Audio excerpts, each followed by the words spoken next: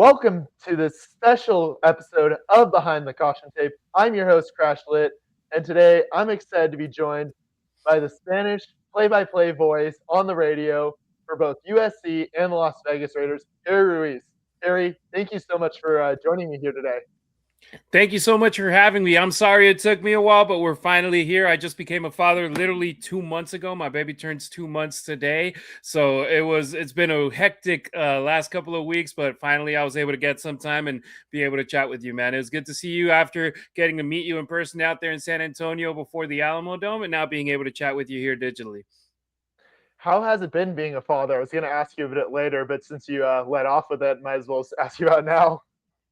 It's awesome, man. I mean, it's completely different. It's my first baby, so it's like every 3 hours you gotta change a diaper, you gotta feed, you gotta comfort, you gotta put them to sleep, and then wake them back up, and it's just routine, routine, routine, routine. Thank God it happened that she's born after football season because I'm a lot at home a lot. I get to do the Locked On Dodgers podcast every day from home. I don't have to go to a studio or anything here and there. During the off season, I'll go to Raiders headquarters and do a podcast over there, but I don't have to travel. I don't have to go to LA to call SC games or to LA and then wherever they go out to play road games or even Raiders games. Those are hectic 5 hours on the air, but a lot of work before, a lot of work after. So it's been a blessing that I'm at home a lot of time to be able to help a lot with our baby girl and be sure that my wife gets some rest too. Harry, before I really ask you a bit about more of your career, the thing you really got known for, I think, by a lot of USC fans, including myself, is your iconic USC that you do after every touchdown. So can you talk about just that process of how you came up with that and just how it just really stood out and just, obviously caught a lot of fans and really made them, I guess, fans of you? Yeah, it's always trying to find something that makes you unique, something that makes you different. And the word "sí" in Spanish is yes. And I was like, if you say USC just as it is in English, the three letters, University of Southern California, the letter C sounds like yes. So I'm like, I feel like it's fantastic that I could just close out the touchdown call, touchdown, USC, and then just put the emphasis at with the letter C that in Spanish means yes, and it just blew up in a great way, and fans for the university, for the Trojans, love it. I really appreciate the USC athletics social media folks posting a lot of highlights online, and that we're able to put that Spanish broadcast back because it had been a long time since USC had a Spanish broadcast, and these last 2 years we've been exclusively online, but heck, I mean, nowadays you're on your phone 24/7, 365. And if you're able to listen to a broadcast that way, it's even easier. So it's cool that it happens that way. But that's how it happened. I was just like, I'll tell you the story. I found out I was going to become the USC Spanish play-by-play announcer like 3 weeks before the game against LSU out here in Vegas. So I had not a lot of time to be like, okay, let me start planning on what to do because fortunately everything else, first and tens, a different kind of calls that I do, they relate easily from the Raiders games to USC games. But I was like, I need to have something that when I do a touchdown call, it stands out. And that's how it came up. It's just like thinking. I was like, well, C means yes. Let's run with that. USC. And literally that Woody Marks touchdown, USC posted it the day after he scored it, and it blew up. And it was like, all right, I got something there. I mean, that was the clip that made me a fan of you, so I'll admit that right here. And just how was that for a first, for a debut with USC? Just that game in general, not just the touchdown there at the end. It was nuts because I had previously called UTEP games, University of Texas El Paso games, Conference USA 2012 through 2014. And then Raiders games. This upcoming season is going to be my 7th year calling NFL games.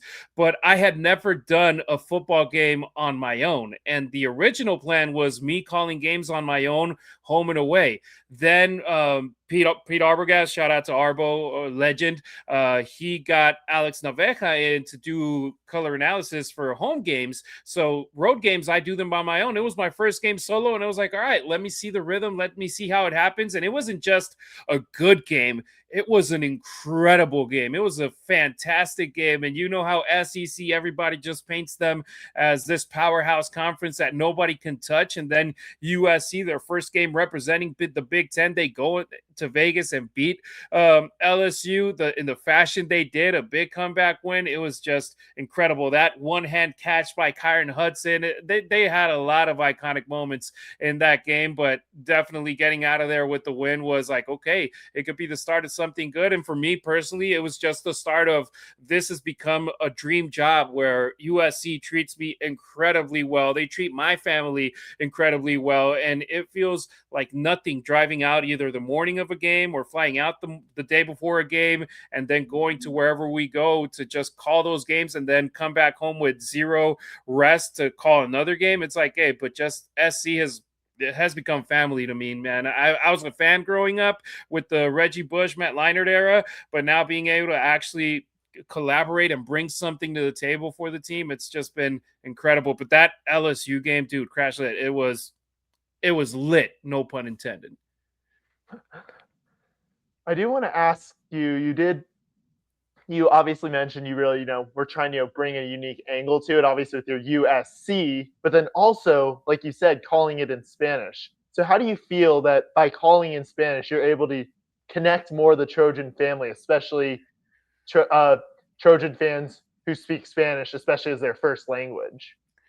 I take it as a huge responsibility to be able to bring this broadcast to folks that exclusively speak Spanish and even folks that don't speak Spanish, but that really enjoy it, and then just put it out there. So then people who don't speak English, sorry, that's what I meant, that don't speak English, that just speak Spanish, it's like, hey, man, that's something that I can connect to the sport with, because Latinos for ages and ages and ages, years and years, decades and decades, it's been soccer, soccer, soccer, soccer, soccer, soccer, soccer, and that's it. The other type of football, well, for them, we are the other type of football. For us, they're the other type of football. But it's like, if they have something that brings them over to be like, that's what I always say, my job is put butts in seats. If somebody listens to the games and starts getting connected to the team and be like, you know what, let's give it a shot, let's go watch the team, and then they go to the Coliseum and they're listening to it on their AirPods and they enjoy the game, watching the game and listening to it in Spanish, it's like, hey, man,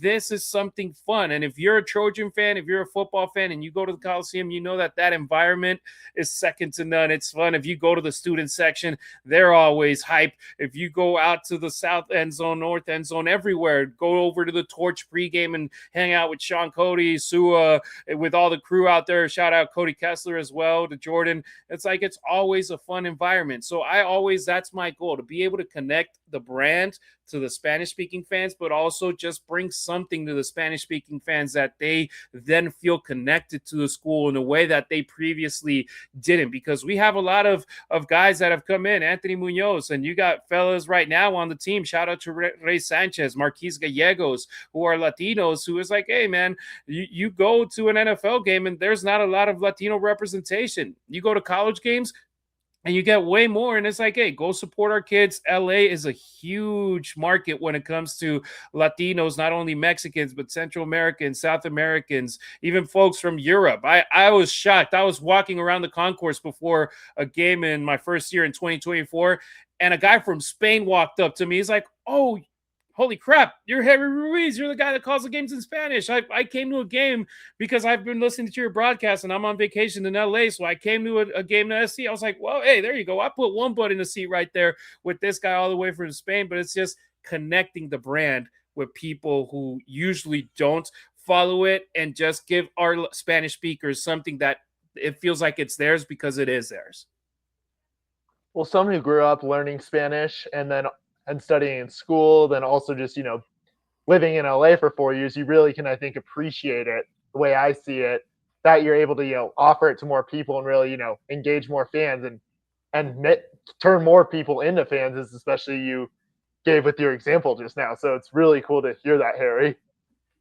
Oh, dude, it's a feeling that it can't be replicated. And even like seeing a lot of people on social media that I really appreciate SE when they post those videos, they have me as a collaborator and then it reaches even more folks to start following me and all that I do. And it's like, hey, it's cool. And then it's like you just see the reach that this has. It's crazy. And nowadays, like before I when I started back 20 years ago, it was just TV and radio, and then little by little it started. All right, we got Twitter, we got Instagram, and when it was like our broadcast started going on the radio, it was like, oh crap, that's something different. And then it's on apps, and it just becomes way more accessible. Before you used to stay. I remember being a kid just staying in the car listening to a radio broadcast because I wasn't able to watch the game on TV. And my dad's like, dude, you're going to run out the battery in the car because you're listening to a damn game. It's like, well, I want to be connected to my teams. And it's like, now I have that responsibility and that honor with the Raiders and with USC to bring that to the next generation, who hopefully it's easier for them to listen than it was back in the day for me, or even a generation or two generations before. For sure. And Harry, I want to ask you, can you take us behind the scenes of what it's like to call a game, especially because it's something that maybe not a lot of fans are really aware of? Just obviously, there's a lot of preparation work, know the guys, all that, study the opposing team. Also, what's your day like, especially once you arrive at the stadium, whether it's home or away? Yeah, so I always tell whoever asks me something around these lines, I tell them I don't get paid to call games. I get paid to prepare for the games. Calling the games is fun, man. Going into a stadium, feeling all the environment, especially when it comes to a college setting. I'll be honest, going to all those Big Ten stadiums these last 2 years, it's been incredible. Even for example, Purdue, they were coming off of a terrible season, and we were playing in both our schools' home openers in Big Ten action in 2025. That stadium, even with the 3 hour rain delay, weather delay, whatever you want to call it, it was an incredible environment. And I was like, this school wasn't doing anything to get these fans in the stands, and yet here they are. But even my first Big Ten game against Michigan, going to all these places has been incredible. But that's what I tell people. Preparing, that's the most difficult part, because it's starting from, for example, me, I call games on Saturdays for SC, Sundays for the Raiders, Mondays it's starting all the studying for whichever team SC is playing, because SC, you pretty much have ingrained in your brain like everything going on with the team, the players, the storylines, everything that's important. But then you bring a new team to the table, and you have to be as prepared as you are for the team that you call every game, but now with the other squad, be it a team from a school that is from a non-power conference school or a Big Ten school or an SEC school. It doesn't matter. You prepare the same way, because you got to give respect to the guys in front of you and be ready for whenever they have a big play, a big run, a touchdown, an interception, a fumble, whatever it is. You got to have something to talk about with the other team and not just focus on your squad. And that's the Monday through Friday part of the job, where it's just exhausting, where here I am in my home office, and my wife, she's over here there in the living room, or in our room, or the kitchen, or the living room, wherever. I'm stuck right here just going through notes, going through game notes, going through articles posted from newspapers from the cities where the teams that the SC is playing are from. It's like just research. I build my own charts. There's a lot of folks that they get their charts done for them. I build my own charts. I have a huge printer here next to me. I print them out. I then do notes on those charts after I get them printed with everything, with all the stats and everything. But that's the most difficult part of the job, getting ready for the games. Once you're ready for the game, just take your charts, take your notes, and you pretty much, the good thing about me doing my charts is that I'm putting all that info in those charts. So I remember a lot of those things. Just looking down on the notes, it's like a reminder and being like, yes, you're right with this, run with it, say it. And you know how it is when you're on the air. You just talk, and you got to be sharing good information that people love listening to, and be like, hey, man, you know what? I feel like I left this game knowing more than before the broadcast started. For sure. And you mentioned obviously getting to travel with USC to all their away games. Do you have a favorite stadium you visited, whether it's a non-conference one or a Big Ten one? I mean, I'm partial. I'm biased for Allegiant Stadium because that's the stadium where I call all the home games for the Raiders. But if I leave Allegiant Stadium out of there, I gotta go. Michigan Stadium was a crazy experience. Having over 100,000 fans in the stands. I was in the highest part of the stadium, like where they got the camera deck. I was next to the TV camera, so I had like a middle of the field, 50-yard line view of things, and it was nuts. I have a headset on where what I listen to is my voice, but I also hear like the nat sounds, the crowd noise of it. One day I remember I was also recording on my camera and on my phone when Michigan got that big third down conversion and got all the way to the red zone and pretty much won that game in the fourth quarter after the 2-minute warning. I listened to the audio just from the phone. At the beginning, it was all silence. And then you could hear as the running back kept going. It got so loud I couldn't even hear myself, and I had my phone like right here. And that's a crazy thing to experience. But I would say so far Michigan, and I'll give huge props also Purdue. Those fans for a team that hadn't won anything the year prior in 2024, they showed out in 2025. So I'll give them props too. That was a fun venue to call a game at. I definitely need to make it to both those venues at some point hearing that from you, Harry.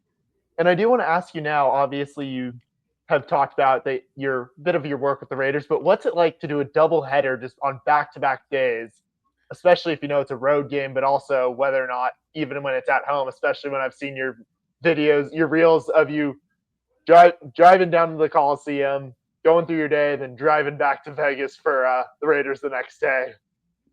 I'll say this. I've seen a lot of fans on social media complain with that 2024 season when we had a lot of games at either 12 or 12:30. I love them because I was able to leave home like at 7 a.m., get to the Coliseum at 11, call the game an hour and a half later, and then once that game was over, drive back home and be in my bed by 10 p.m., 10:30. And then Raider games, I don't travel to for road games. If they're on the road, I call them from a studio in Vegas. If they're at home, I call them from the booth at Allegiant Stadium. So the cool part is, no matter where they play, I call the game from Vegas. So I'm only a 4 hour and a half drive away from the Coliseum. But it's hectic. It's rough. And I got to give a shout out to the real MVP, my wife, because when we drive to LA, she usually helps me out with that drive. So I'll either get to do some final notes in the car or take a nap and then wake up, call the game, and I'll do the drive back home. But when they're on the road, that first game against Michigan, we flew out of LAX like at 6 in the morning, 6:30 in the morning. So there was no way I could fly out of Vegas on Friday morning. So I flew out of Vegas the last flight on Thursday night. I stayed at the airport overnight, got a bus to the private terminal, and flew with the team that next morning. And then after the game, same thing, haul ass back to Vegas the next day. If I'm lucky, I am able to catch a flight on Saturday night. If I get to LA around 10 p.m. or 10:30, I bite the bullet and I have to stay at the airport, wait until security opens at 4 in the morning, get through security, and then wait for the flight back at 5:30 or 6, and then just get to Vegas, take a 1 hour nap, and then go to call games. It's definitely not easy to do, but it's the life I once dreamed for. I'm living right now. And what's it like to work in the Raiders organization with some of your other content stuff? I've seen a bit of your videos there, especially getting to work with guys like Max Crosby and just other notable players on the Raiders. It's something really cool. I mean, literally, I remember I grew up in Mexico. I moved to Mexico when I was 10 years old. I moved back to the States uh, the day I turned 22. And I remember trying to listen to Raider games. There were days that I wasn't able to find a pirated link to listen to the game with Greg Papa. So I would just watch the game day. You know, the graphics that they show you, hey, they did this, they did that. And that was the way I stayed connected. So now to be able to be that conduit, to be able to take the Raiders to tons of fans that are Spanish speakers. It's great, but just being able to, like, I have a badge in the door that I leave our condo from. I got a badge that I could just go to Raiders headquarters, scan it, and I'm allowed in. And it's crazy to then just walk into the studio where they do all their content in English and be able to record the first ever podcast in Spanish produced by the Raiders and me be able to host it. It's crazy. Be able to have the a mano a mano, which we call an interview that I start in Spanish, but then I go to English and translate it with subtitles to Spanish with most of the players. Like I've interviewed most of the guys. Max Crosby got a great relationship with. My season-ending interview was with Ashton Genty, the star running back for the Raiders, who was a rookie last year, is going to kill it this year. And JPJ, who Trojans fans remember as a former Oregon Duck. I'll say this: he's a real cool guy. Don't hold it against him. But it's crazy that literally 2019, I was going to the Coliseum in Oakland to root for. Now, not a lot of those guys, because there's only like 3 guys left on the team from the Oakland team, but root for the squad, root for the colors, root for the shield. And now I'm actually in that locker room getting interviews with players, talking with guys, and just getting those relationships. It's something that even in my wildest dreams, I didn't think it was possible. And there I am. I have a kind of a fun question. Have you tried to like coach those guys? Do any of them know Spanish at all, or if they have tried, how does that go? I'm kind of curious. Do any of them try at all, or? Okay, so at first I thought you meant like football wise. Have I tried to coach them? I was like, hell no. And then you talk, I meant coaching Spanish. Sorry for not clarifying. Yes, no. I was like, there's no way but yes, when it comes to Spanish, there's always like guys that there's some that are like strictly business, and I tell them, hey, I do the Spanish interview right outside the locker room in the indoor fields.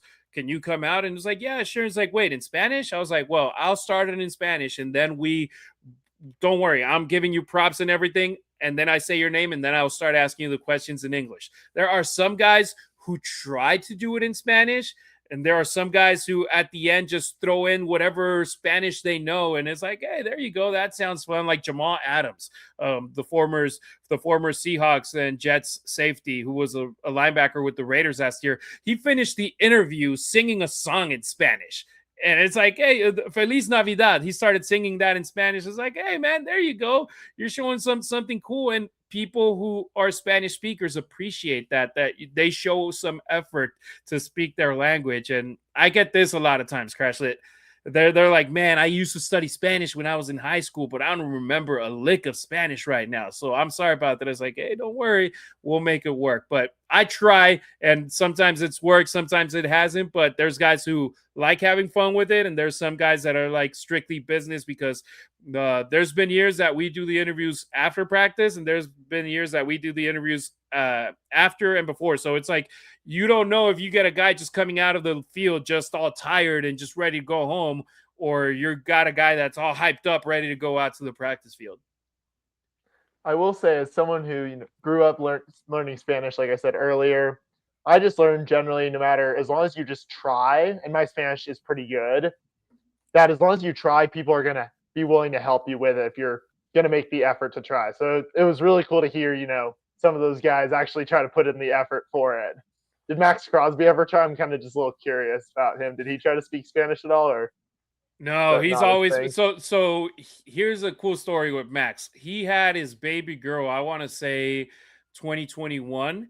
Him and Rachel brought into the world their baby girl. But there was a thing where the Raiders were playing in Kansas City against the Chiefs, and there was a possibility that his baby girl was going to be born during game day. It happened like a day or two after the game. And then he went on a streak of like 3-4 games without a sack. And I was like, the moment he gets his next sack after his baby girl, Ella Rose, is born, I'm not going to say a sack by Max Crosby. I'm going to say that's Ella Rose's dad with the sack. And when he heard that, he was like, my guy, thank you. So it meant the world to him that I brought that up instead of his name, his girl's name. So he like literally, I went to a meet and greet of his before the last game in Oakland. And ever since, it's been a cool relationship with him. But since that moment, he saw that clip and he was like, he was very happy about that, and he's always had me in the Spanish broadcast like in very open eyes, because in this new era, players now want to have have the direction of their story. They want to be the storytellers instead of telling it through the media. So he has his own podcast, The Rush, with with Max Crosby. Shout out to Brogan and Darian Terrell, his former college teammates and co-host. He tells a story now through his podcast. He doesn't do many media interviews, but whenever we bump into each other, he'll stop by and we'll talk for a minute or two. And he's always cool, either on camera or off camera. And it's just because you show them that respect, and it sounds different in Spanish, man. I don't want to say that it doesn't sound cool in English, but in Spanish, it just has that different flavor, and the guys really enjoy it. For sure. And then you talk about him having his daughter. As a new father yourself, how does just being a father, motivate you even more as you further embark in your career as in play-by-play? Dude, it's been a whirlwind, and I'm like, I already busted my ass like crazy, calling 2 games per weekend and doing all the work I do during weekdays and working hard. There's been times that in this same home studio, I finished filming a Locked On Dodgers podcast, uploaded, make sure that everything is good, and then just get my shoes on and haul over to Raiders headquarters to do a podcast, and then do an interview with a player, and then edit the interview, send it over, and write an article. And it's like, I was always motivated. Now, when I see that little girl looking right back at me while I'm feeding her, I'm like, I got to work 2 or 3 or 4 times harder, because that little girl depends on me to keep on going. And I'm like, hey, it fuels the motivation. Like, I was already motivated by my wife and my baby boy Raider, an 80-pound black lab that I have laying down right behind me right here. Now that I have that little baby that I carry every day, it's like that motivation just skyrockets. And I can't wait to take her to the Coliseum, man. I can't wait to take her down there. Can't wait to meet her at some point, hopefully, once I'm back. And I do want to now turn back to USC and the season ahead. Assuming you're back for a 3rd season with the Trojans, what's got you really excited for this upcoming USC season, just in terms of the storylines on the field, the away stadiums, or just the teams USC plays? What's got you just really excited about this upcoming 2026 season for the Trojans? Yeah, so first off, I just want to take this moment to say thank you to Playfly Sports, who brought me in 2 years ago, Drew DeHart, and then Matt Wells, who took over for him. All the crew behind the scenes, they were incredible. Rick Cutler, the engineer producer for the English side, he was also doing the same thing on the Spanish side with me, where I could literally just show up 2 minutes before the broadcast started and everything was ready to go. It was amazing the way they treated me. Now it's Learfield who's taking over for the broadcast. I haven't heard about anything. I haven't been contacted, but the moment they do and they offer me to come back, hopefully it does happen, I'm 100% in to go and call USC football games. And every year has been just a building block where it felt like, okay, things were headed in the right direction in 2024, and then they got a little of speed bump around the road. And then 2025, everything was going great, and you even had a chance towards the end of the season. You beat Oregon, and you're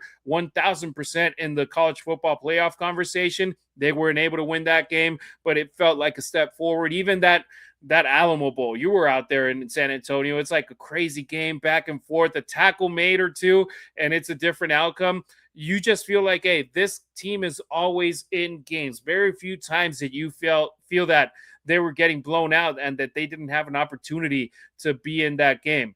Now that they're bringing in this influx of talent, especially that those 5 stars and those 4 stars, those guys that are going to be the future of the program, and you're able to keep your quarterback, that's a huge part for a huge piece for this program. Being able to get continuity with Jaden Mayava being the starter full-time for a 2nd year in a row, being a starter for a third season with the Trojans, considering also that end of the season for 2024.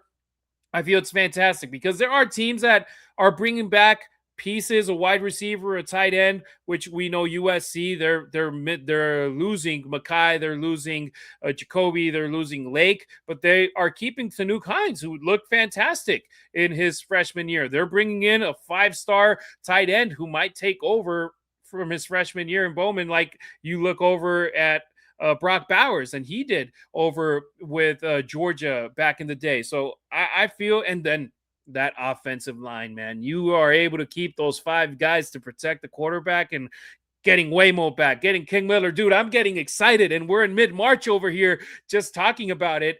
And you get Lincoln Riley another year with the Trojans. I know that he's an enigma with some Trojans fans, that they want to win ASAP. They want to win now. I feel that Lincoln has this program heading in the right direction. And now you get a new defensive coordinator. I feel that they're heading in the right direction right now, and I hope that they are, and that I'm able to be there to call those games for the Trojans. So if Learfield wants me on board, I'm on board. Just you got my number, and if not, hit me up on social media, and I'll say yes. Yeah, it definitely seems like it. Obviously, a lot of exciting additions with Gary Patterson coming in, all the guys you mentioned coming or returning, and also just I think just a lot of just exciting stuff happening. And I think even just Lincoln Riley and Chad Bowden themselves have said that USC fans have the right to be upset with a 9-win season, that it's not acceptable. So I think they're putting pressure on themselves, but I don't think that hurts. But I think it's going to really create a lot of excitement, and it shows that they're confident that they can take that next step. Yeah, I feel so as well. And look, getting a GM like you did last year, and getting the influx of talent, both recruiting, transfer portal, and it's a new era also. I know people didn't like, some people outside of LA and outside of USC circles didn't like the Trojans treating it as professionals, with those posts on social media saying this player has re-signed or whatever. Like the way they did it, I loved it, because I'm a guy that has been I've been working in the pros for nearly a decade, and I'm like, yo, hey, these guys, if there's something that players like, is having the spotlight on them. And if a social media post makes them feel even more special, do it. It doesn't matter. And guess what? These guys are getting paid. So yes, they are pretty much pros. So it's like, take advantage of it, put the spotlight on them, make them feel even more special. And that way they can tell players from other schools, or players that are coming in from high schools, like, hey man, this is the place to be, because it is the place to be. And be like, hey, we want more transfers. We want more recruits. We want more guys to know the special treatment players get at USC.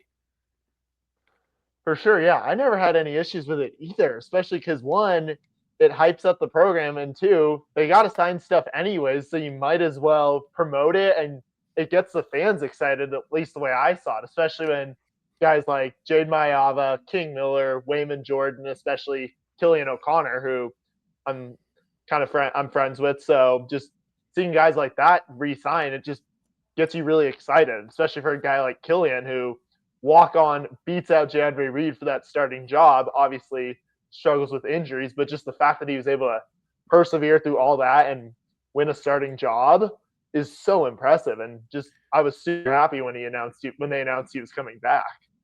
No doubt about it. You build a football team from the trenches and then moving back. And if you're able to get a dominant offensive line to open holes for a great running game, and I mean, King Miller just came out of nowhere to shock the world. He was buried in the depth chart. He was a third running back. You had Wayman Jordan, you had Eli Sanders, and then they go down, and King Miller comes in, and he doesn't even, I won't even say misses a beat. He takes it to another level, and El Rey shows up and shows out the way that he did. And now you got that 1-2 punch of Waymo and him. It's like, dude, perfect. And then even more, having that offensive line, the chemistry between these guys. And you can ask Killian and the guys all around him. That is key. Knowing the movements, knowing just the communication, especially when they're on the road and in loud environments, and knowing that everybody's on the same page, that's huge. And I'd rather be in the spot that USC is at, where they have the same offensive lineman, the same quarterback, the same running back, and just moving the pieces when it comes to weapons, when it comes to skill guys, wide receivers, and tight ends, and trying to find the connection with those guys, and being the other way around. A brand new offensive line, a brand new quarterback, brand new running back. And yeah, you got great wide receivers and tight ends, but guess what? You need time to get them the ball. You need to have that timing to be able to connect with them. I like the position this offense is in with SC. I absolutely agree. A few more questions for you, Harry. What's the best advice you've ever gotten throughout your life? It can be related to broadcasting or otherwise. I mean, I just got to say, it's like, over prepare. you're never, you think you're prepared, you can take it to another level. And it's something as simple as, for example, when my first 4 years with the Raiders, I used to do things a certain way to prepare for games. And then when I started with SC, they didn't provide the same things that NFL teams provide. So that's when I started doing different type of charts. And I felt like I took it to another level, that I felt way better with the way that I went into games, despite having to prepare for 4 teams in the same amount of time in the 5 days before a game. And it's just over prepare. You think you're good, take it another notch. You're never good enough. Just have new goals every single season and keep taking steps forward. Never be complacent. That's pretty much it. Never be complacent and keep aiming higher and doing things better every year. Like if I hadn't been if I didn't have that mindset with the Raiders, which, for example, with the Raiders, I started off 2020 as the color analyst. And then in 2021, I was doing first quarter and third quarter play-by-play, second quarter, fourth quarter color analysis duties. Then in 2022, when the World Cup rolled around, my broadcast partner that was doing play-by-play for second and fourth quarters, he went to the World Cup, and I was given the reins to call the entire game with play-by-play, having a broadcast partner with me as color analysis. The Raiders walked off in 2 of those games against the Seahawks and against the Broncos. And they were incredible games, and those calls went viral. And then they beat the Chargers, and it was a great 3-game winning streak. I get a call to go to Raiders headquarters 2 days later, and I got leadership from the team telling me, it's like, we don't care that your broadcast partner's coming back. You're doing play-by-play for all 4 quarters. And me being the first and third quarter guy, I had never had the opportunity to call big touchdowns after a 2-minute warning, but I was always ready. I was always prepared. The moment showed up, I was ready. Boom, 2023. Since then, I've been the full-time play-by-play guy for the Raiders in Spanish. And then USC, the opportunity comes in. They ask me to send in a demo of full games and drives and everything, and they hear them, and it's like, all right, that's great. Bring it on, man. We want you at SC. And here I am. Just never be complacent. Just aim higher. But the most important part is be prepared for that moment. Well, I'm certainly super happy about, obviously, the success you're having with the Raiders. I did wince a little bit when you talked about the walk-off against the Chargers, because since I did tell you I did grow up a Chargers fan, but still happy for you, though. But, it is, a little bit of rivalry there whenever the Bolts and the Raiders play. But at least we're on the same page for USC, though. Yes.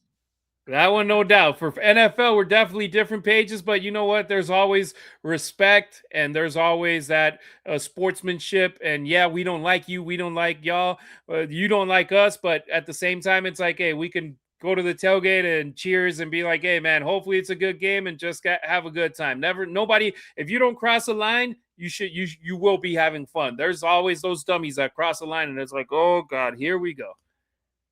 Yeah. As long as you're nice, you're usually going to be fine. And my final question for you, Harry, is what's the best advice you have to anyone who's watching this or listening to this podcast and wants to do play-by-play like you, whether it's English or Spanish? It's just, there's always going to be an opportunity out there. It might not be what you want. Like, for example, I didn't start day one calling NFL games and calling SC games and the best conference in the Big Ten. I started somewhere. When I was in Mexico, my first opportunity was in a Spanish broadcast basketball, pro basketball game as a stats guy. So I was just sitting next to the guys that were calling the game, and I was feeding them stats. And then one day, one of those guys didn't show up. It was like, hey, you comfortable on the mic? I was like, hell yeah. I had never been on the air on a sports broadcast, but who was the guy doing the stats? Who was the guy that knew the players? Who was the guy that was informed in everything? Me. So the moment I got on that mic, it's like, yo, this kid's good. Let's give him an opportunity. That same TV station, they had me on a casting call.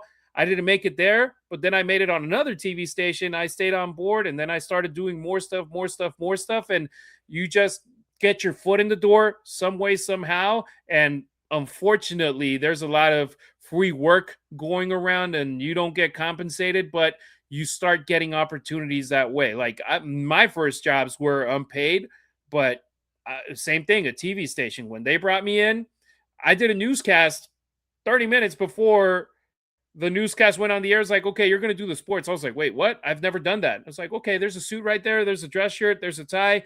Put it on and go read the teleprompter. It's like, all right, man, I'm here. My foot's in the door.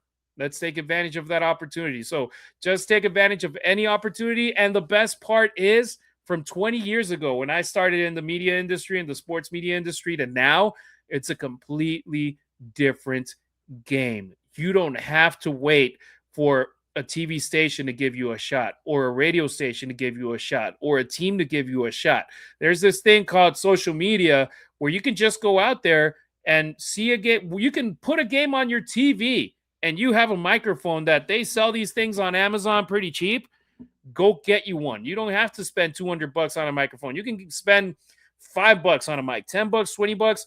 Get your own demo reels that way and get it ready. And if a job opening pops up on LinkedIn, on Teamwork Online, anywhere on a team's website, apply for it. But just be ready for that opportunity, for that moment, instead of being like, man, I wish I had something to show those people. So just be ready for the moment. It's like when preparation meets opportunity, that's what luck is.